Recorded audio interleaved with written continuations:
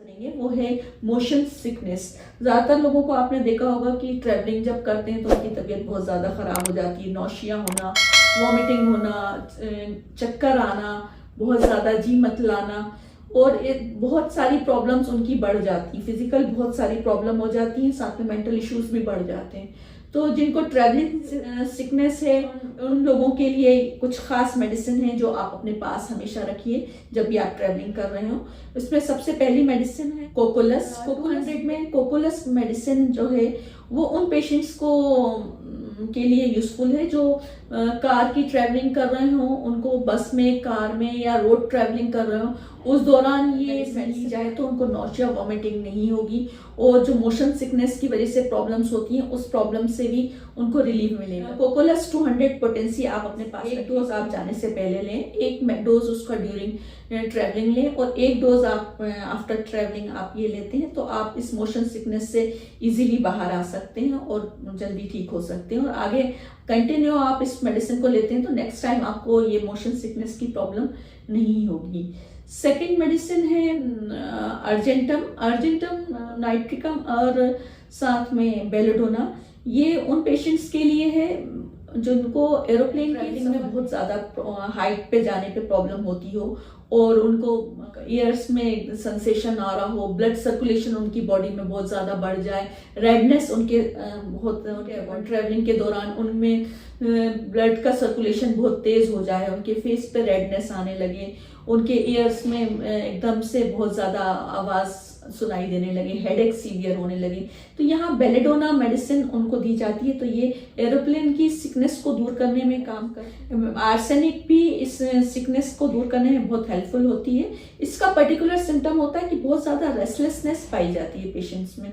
तो अगर इस तरीके का किसी तरीके की बहुत ज़्यादा रेस्टलेसनेस आ रही है तो आर्सेनिक में 200 पोटेंसी दी जाए तो उनको इस सिकनेस से रिलीफ मिलता है। और हाइट में जाने से प्रॉब्लम है, बहुत ज़्यादा स्वीट का डिज़ायर है, मीठा खाने का बहुत शौक है लेकिन हाइट से उन्हें डर लगता है, चक्कर आते हैं, तो उन पेशेंट्स को हम अर्जेंटम नाइट्रिकम 200 पोटेंसी देते हैं तो उनको इस तरीके की सिकनेस से उनको रिलीफ मिलता है।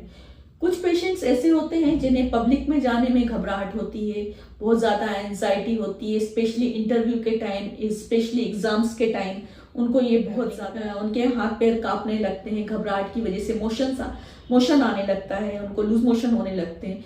अगर इस तरीके की कोई भी प्रॉब्लम है 200 का एक डोज आप ज़रूर लें।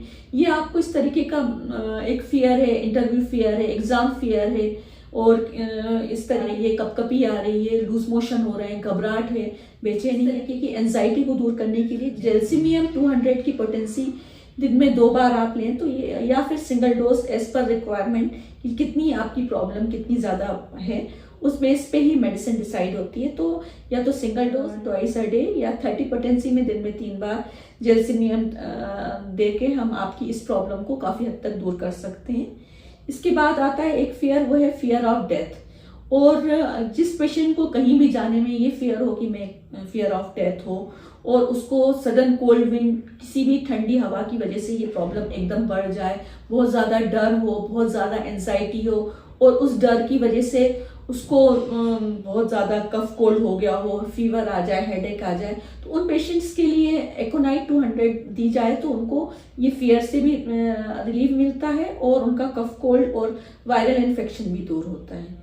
आई होप ये सारी मेडिसिन आपके लिए बहुत यूज़फुल होंगी और इन मेडिसिन को आप अपने फर्स्ट एड बॉक्स में ज़रूर रखें कि कभी भी इमरजेंसी हो तो इनका एक डोज आप लीजिए और एक इमरजेंसी से आप निकलें, फिर बाद में जाके आप डॉक्टर से ज़रूर कंसल्ट करें और फिर आगे फर्दर ट्रीटमेंट लें। आई होप ये आपके लिए यूज़फुल होगी। और इस तरीके का कोई भी कंसल्टेशन, ऑनलाइन कंसल्टेशन करना चाहते हैं तो डिस्क्रिप्शन बॉक्स में ऑनलाइन कंसल्टेशन का नंबर दिया। सारी इन्फॉर्मेशन आपके लिए यूज़फुल होगी। Thank you for listening. Stay healthy, stay happy.